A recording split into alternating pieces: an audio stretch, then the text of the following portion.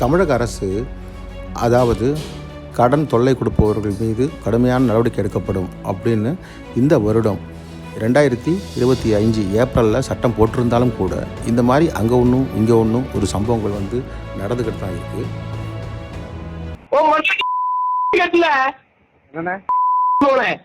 மாசம் மாசம் கட்டணும். உன் முன்னாடி எவனையும் கூட்டு போக மாட்டான். அந்த இது பண்ணிட்டு இருக்கியோ வேற கூட்டி விடல வாத்தால கூட்டி போயிருவோம். வாரி பிஞ்சுவோம். எனக்கு இப்ப நைட்டுக்குள்ள வரலன்னா காலையில வந்து ஆடிக்கணும் பார்த்துக்கோ. 2 அமௌண்ட். இங்கே பாதிக்கப்பட்டது யாருன்னு பார்த்தீங்கன்னா நெல்லை மாவட்டத்தை சேர்ந்த கண்ணையா ராமகிருஷ்ணன் அப்படின்றவர் வந்து இந்த ஃபைனான்ஸ் கம்பெனியில் பணம் வாங்கியிருக்காரு பஜாஜில். அதை வாங்கினவர் என்ன பண்ணியிருக்காரு, டியூவை ஒழுங்காக தான் கட்டிட்டு வந்திருக்காரு. அப்புறமா ஏதோ பேலன்ஸ் இருக்குது போல இருக்குது ஒரு 4000 ரூபாய். அதுக்காக தான் இந்த பிரச்சனை. ஏற்கனவே பார்த்தீங்கன்னாக்கா தமிழக அரசு வந்து சட்டம் போட்டிருந்தது உங்களுக்கே தெரியும். ஏப்ரல் 28, 2025 அன்றைக்கி போட்ட சட்டத்தின் பிரகாரம் பார்த்தீங்கன்னா இந்த மாதிரி வண்டிக்கு பணம் கொடுக்குற கம்பெனியை என்டைட்டிஸ்ன்னு சொல்கிறாரு.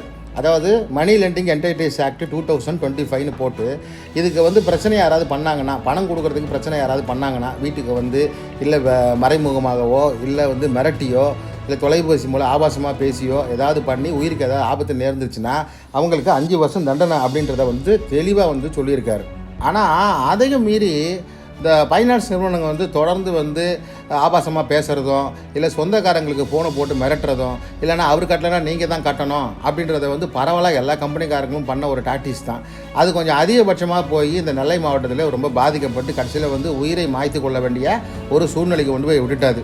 அதனால் இந்த மாதிரி வந்து பொதுமக்கள் விழிப்படைகிறதுக்காக தான் இந்த ஒரு வீடியோவை எடுத்து வெளியிடுறோம். இதில் பார்த்தீங்கன்னா பாதிக்கப்பட்ட நபர் எந்த அளவுக்கு பாதிக்கப்பட்டிருந்தாக்கா அந்த அலுவலகத்துக்கே சென்று அங்கே வந்து இந்த மாதிரி வந்து தனக்கு நேர்ந்ததை வந்து சொல்லி அவர் வந்து கதறி அழுது அங்கே பார்த்தீங்கன்னா அப்புறமா காவல்துறை வந்து அவர் சமாதானம் பண்ணி என்ன தான் சமாதானம் பண்ணாலும் அந்த ஊழியர் வந்து வெங்கட கண்ணன் அப்படின்றவர் வந்து திட்டினது தான்.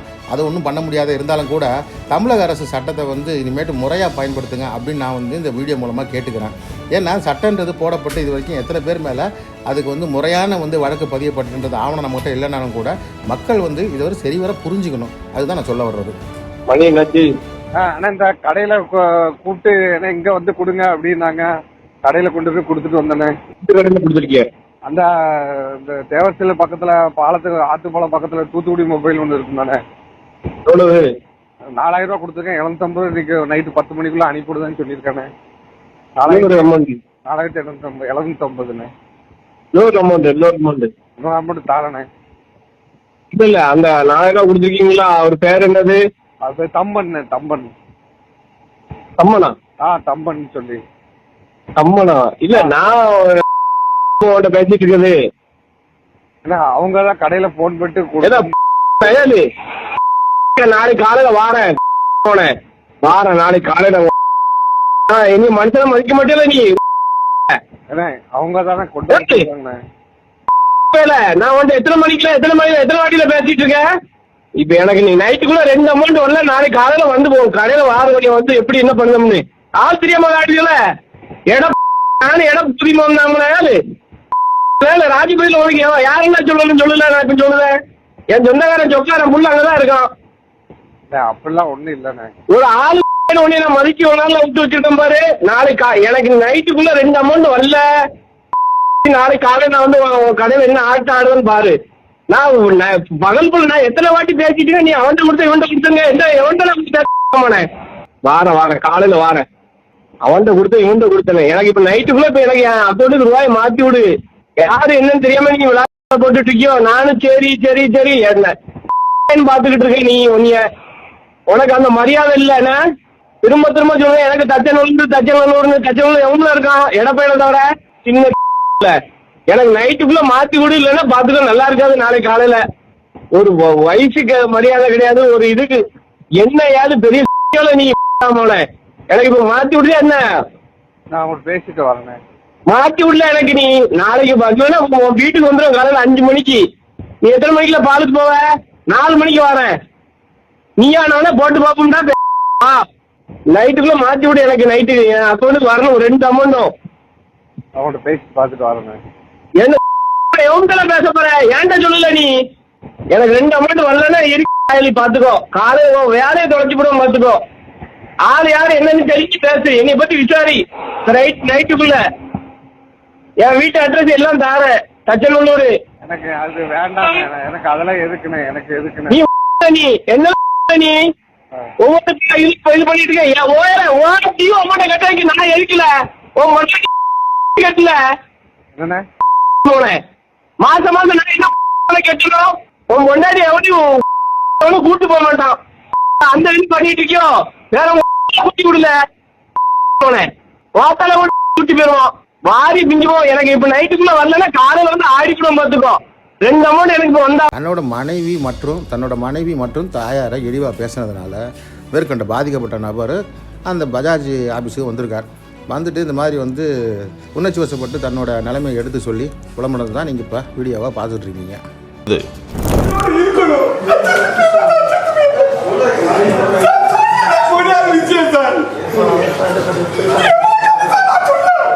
எத்தனை வேண்டும் சார் சொல்ல? இவ்வளவு மணி நேரம் இவர்கிட்ட பேசுறேன் சார். வைகுண்டம் யாரு வளர்த்து ராஜா இத்தனை பேர் சொன்ன எந்த ரெஸ்பான்ஸே இல்ல சார். அந்த ஆளை கூட்டே வர மாட்டேங்காங்க சார். சார் பாட்டுக்கு ஆளை கூட்டுவாங்க சார். நீங்க சொல்லாம இவ்வளவு நேரம் சொல்லாம இருக்கீங்க.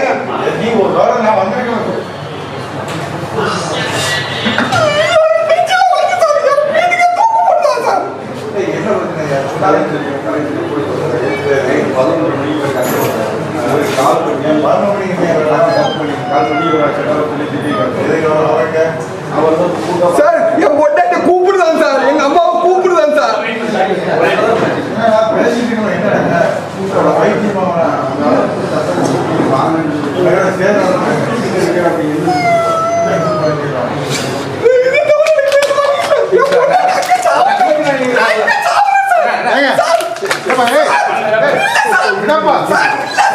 என் பொண்டாட்டி போனதுக்கு அப்புறம் என் பிள்ளைக்கு போனதுக்கு அப்புறம் நான் எதுக்கு சார் இருக்கணும்? இதுக்கு நியாயமே இல்ல. இந்த பஞ்சாயத்து கம்பெனிக்கார எனக்கு நியாயமே கொடுக்கல சார். வேண்டாம் சார், ஊத்திர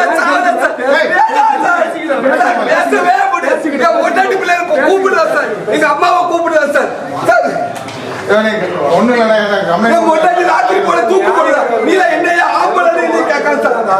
ஆடியோ சார் ஒரு 2 நிமிஷம் கேளுங்க சார். கேட்டு நான் பார்த்துட்டு வந்திருக்கேன் சார். 750 ரூபாய்க்காண்டி உங்க மனைவி நல்லா இல்லை, உங்க அம்மா சொல்லியிருக்காங்க சார். தனி கொடுங்க வெடிக்கீங்க சார்.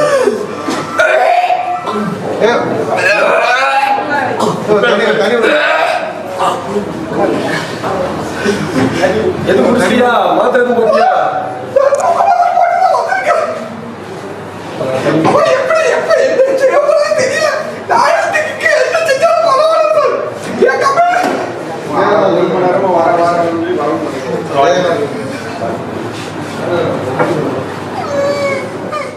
ராத்திரி போல 11 மணிக்கு எங்க அம்மா என்ன செய்வா சார்? தூக்கு போடுறது சாவலை தவிர எனக்கு வேற வழியே கிடையாது சார். அவங்க செத்ததுக்கு அப்புறம் நான் எதுக்கு சார் நான் இருக்கணும்? எல்லாம் மிரட்டுதான் சார். உன் தெருக்கு உன் வீட்டுல இருக்க ஒவ்வொரு தெருக்கு நான் விடவா? உன் பொண்டாட்டி சார் என்ன கேட்க தெரியுமா? உன் பொண்டாட்டி ஒன்றை நீ எல்லாம் ஒரு ஆளால அவள ஒரு ஆளால உங்க அம்மா செவப்பா இருக்கா அவள் அப்படிங்க. அவளு என் வீட்டுக்காரே அங்க ஆஸ்பத்திரியில இருக்கா சார். அவளுக்கு ராத்திரி போல தூக்கு போட போயிட்டா. எங்க அம்மா எங்க அப்பா எல்லாரும் சேர்ந்து ஃபோன் பண்ணுவோம். லவுட் ஸ்பீக்கர் போட்டு எங்க பேசிருக்காங்க. உங்க ஒய்ஃப் கிட்ட தான் இருந்திருக்காங்க. உனக்கு டியூ கட்ட முடியல, பொண்டாட்டி அனுப்பு இல்ல அந்த அந்த நேரா நீங்க தான் கூட்டு வரணும் சார். இதே தான் அப்பளே என்ன சொல்லுங்க சார். காலையிலே வந்து சொல்றாரு சார். காலையில வந்து காலையில 9 to 10 மணிக்கு வந்தாலும் இப்போ அவங்க எல்லாரும் கேட்க சொல்லிட்டு நான் காலையில இருந்து இங்க தான் நிற்கும் சார். வாரக்கிங்க வர நான் சாப்பிட்றேன்னு போன் வச்சு ஒரு 700 ரூபாய்க்கு இந்த வந்து வராங்க சார். இதுக்கு பிறகு வந்து நெல்லை சந்திப்பு காவல் நிலையத்தில் வந்து ஒரு புகார் கொடுத்துருக்கார் இந்த கண்ணையா ராமகிருஷ்ணன்றவர். ஆனால் போலீஸார் வந்து முறையான நடவடிக்கை எடுக்கல அப்படின்னு அவர் தரப்பில் அவரே சொல்கிறார்கள். என் பேர் வந்து கண்ணையா ராமகிருஷ்ணன். நான் ராஜபதியில இருக்கேன் ஐயா.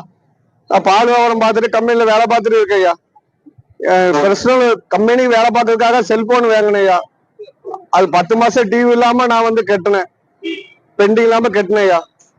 இந்த மாசத்துல ஒரு 4000 ரூபாய் கட்டிட்டு வெறும் ஒரு 750 ரூபாய் கட்ட முடியல. கையில தான் பணம் இருக்கு. ஜிபில அமௌண்ட் இல்ல அப்படின்னாங்க. நேத்து அன்டையம் ஒரு 11:30 மணி இருக்குங்கய்யா, ராத்திரி போல. சரி கம்பெனில இருந்து பஜாஜ் கம்பெனில இருந்து கூப்பிடுவாங்கன்ட்டு நான் மரியாதை கொடுக்கணும்ட்டு எடுத்து பேசினேன். அப்போ என் வீட்டுக்காரி அவுட் ஸ்பீக்கர்ல போட்டு பேசுங்க, என்ன அன்டயத்துல கூப்பிடுதாங்க வைக்காங்க, காலையில ஏதாவது கூப்பிடுங்க, நான் இல்ல பேசணும், அது நல்லா இருக்காத வேண்டியதை எடுத்து பேசினேன். அது தவறா என் வீட்டுக்காரிய எங்க அம்மாவையும் தப்பா பஜாஜ் கம்பெனிக்காரங்க பேச சொன்னாங்கன்னு சொல்லி பேசுனாங்க ஐயா.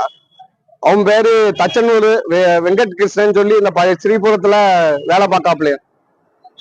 என்ன இப்படி தப்பா பேசுறாங்க, இதுக்கு மேல நான் உன் கூட எப்படி வாழணும்னு சொல்லி நேத்து ராத்திரி என் வீட்டுக்காரி வந்து இந்த பஜாஜ் கம்பெனிக்காரையும் என் வீட்டுக்காரையும் தூக்கு போட வச்சுட்டாயா. அதுபோய் எங்க அப்பா எங்க அம்மா எல்லாரும் வந்து கைத்தை அறுத்து அவ மாமனார் மாமியார் வீட்டுக்கு அனுப்பி விட்டாங்க. என் வீட்டுக்காரி இப்ப என்ன செய்வா ஏது செய்வான்னு எனக்கு தெரியாம இருக்கு. என் கூட வாழ மாட்டா, நீ இருக்கும் பொழுதே என்னைய கூப்பிடுதான், இனிமேல் நான் உன் கூட நான் எப்படி வாழுவேக்காயா. பஜாஜ் மறுநாள் காலையில எனக்கு வேற எங்க போகணும் எனக்கு தெரியல. கம்பெனியும் பால் வியாபாரத்தையும் விட்டுட்டு அனாதை அங்க வந்து நின்ன இந்த வைகுண்டன் சொல்லி பஜாஜ் கம்பெனி மேனேஜர், அவர்கிட்ட சொன்னேன். அவரு இந்த வர சொல்லுதான் சொன்னாங்க. காலையில 10 மணிக்கு 9 வரைக்கும் வந்தையா. அதுக்கு முன்னாடியே வந்த காலை 6-7 மணிக்கே வந்தேன். கம்பெனி திறக்கல, அது வரைக்கும் வெளியே நின்ன. அப்ப என் கூட இருக்கவங்களுக்கு நான் சாவ போதுன்னு சொன்னையா. அதெல்லாம் விட்டு வேண்டாம்னு சொன்னாங்க. எனக்கு உள்ள போய் கேட்டேன், நான் என்னையா கேட்டேன். அவரு வரலன்னு, அவரு வரமாட்டாரு, நீங்க என்னன்னாலும் பண்ணுங்க, அவர் வரமாட்டாருன்னா பஜாஜ் கம்பெனி வைகுண்ட மேனேஜரும் வளர்த்தி ராஜாவும் இப்படி என்கிட்ட பேசுறாங்க. அதனால நான் மன உளைச்சல் பட்டு இனிமே அவ என்ன முடிவு, இதுக்கப்புறம் நான் இருக்கணுமா, என் வீட்டுக்காரி சொன்னதுக்கு அப்புறம் நான் இருக்கணுமா ஐயா. வெறும் ஒரு 4000 ரூபாய் பணம் கட்டிட்டேன், வெறும் 750 ரூபாய் கையில பணம் இருக்கு. நான் ஜிபே காலையில் தாரேன்னு சொன்னேன், தரமாட்டேன்னு சொன்னதுக்கு போன்ல 11 ரூபாய்க்கு அவங்க தண்ணி போட்டு பேசுறாங்களா இல்ல எப்படி பேசுறாங்களோ எனக்கு தெரியாது. போன்ல பேசும்போது எனக்கு எப்படி தெரியும். இப்ப நான் என் குடும்பமே இல்லாம நான் அனாதையா இருக்கேன். எனக்கு வேற என்ன சொல்றதுன்னு தெரியலையா. பெட்ரோல் கார்டு ஊத்திதான் அதை கொண்டு வந்தையா, நான் சாவுவேன், டிவி நீங்க எப்படி வேணாலும் பண்ணுங்கய்யா அப்படின்னு சொன்னையா. கடந்த ஒரு வாரத்திலே பார்த்துக்கிட்டாக்கா இந்த போல் வந்து தமிழகம் முழுக்க வந்து ஏகப்பட்ட வழக்குகள் இந்த மாதிரி தாக்கலாயிருக்கு. இருந்தாலும் இது ஃபினான்ஸ் கம்பெனி வழக்குன்றதுனால கோர்ட்டில் போய் பார்த்துக்க அப்படின்னு சொல்கிறதுனாலையும் காவல்துறை வந்து கொஞ்சம் மெத்தனமாக தான் இருக்குது.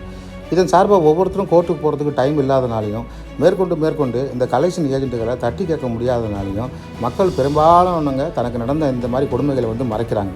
இதை 1-2 வெளியே வருது. இப்போ கூட பார்த்திங்கன்னா போன பதிவில் நான் போட்டிருந்தேன், ஒரு கணவன் மனைவியை வந்து அதுவும் தலித் இனத்தை சார்ந்த ஒரு மக்களை வந்து எப்படிலாம் வந்து 20 பேர் கொண்ட கும்பல் வந்து வழிமறித்து அவங்க தொந்தரவு கொடுத்தாங்கன்னு. முக்கால்வாசி பார்த்திங்கன்னா இந்த வங்கி கலெக்ஷன் ஏஜென்ட்டுகளும் ரெக்கவரி ஏஜென்ட்டுகளும் வந்து எதையும் மதிக்கிறதில்ல, சட்டத்திட்டத்தையும் மதிக்கிறதே கிடையாது. நாமளும் வந்து எவ்வளவோ வழக்குகளை தாக்கல் செய்கிறோம், இருந்தாலும் கூட அங்கொன்றும் இங்கொன்றுமா இந்த மாதிரி பிரச்சனைகள் இருக்கத்தான் செய்யுது. இதே போல் பாதிக்கப்பட்டவங்க வந்து முன் வந்து அவங்க புகாராக வந்து சொல்லணும், இல்லை அருகில் இருக்கக்கூடிய வழக்கறிஞரை நீங்கள் அணுகி இதே போல் பிரச்சனை இருக்குது அப்படின்றத வீடியோ மற்றும் ஆடியோ ஆதாரம். இப்போ நிறைய பேர் நம்ம சேனலுக்கு ஃபோன் பண்ணி என்ன சொல்கிறாங்கன்னா, இந்த மாதிரி திட்டுறாங்க சார், இந்த மாதிரி பிரச்சனை பண்ணுறாங்க சார்னு சொல்கிறாங்களே தவிர எதுவும் ஆதாரங்களை சேகரிக்க மாட்டுறாங்க. இதே போல் வலுவான ஆதாரங்கள் இருந்தால் மட்டும்தான் இதே போல் வந்து பேசுகிறவங்களுக்கு ஒரு தக்க பாடம் வந்து புகட்ட முடியும். ஏன்னா கலெக்ஷன் ஏஜென்ட்டோட டார்கெட் இருக்குது, இவ்வளோக்குள்ளே அச்சீவ் பண்ணி ஆகணுன்றது. நிறைய பேர் பார்த்திங்கன்னா அவங்களுக்கு வந்து வர வேண்டிய பணத்தை வந்து எப்படி வசூலிக்கிறாங்கன்னா இவங்க பணத்தை இவங்களே கட்டிடுறாங்க. நான் ஏற்கனவே இது சம்மந்தமாக மணி ரொட்டேஷன் டீல் அப்படின்னு ஒன்று போட்டிருக்கிறேன். அதாவது கஸ்டமர் கட்ட வேண்டிய பணத்தை வந்து கிளைண்ட் கட்ட வேண்டியதை இவங்களே கலெக்ஷன் ஏஜென்ட்டுகளே கட்டிடுறாங்க. இதுவும் ஒரு வகையான ஒரு முறைகேடு மாதிரி தான்.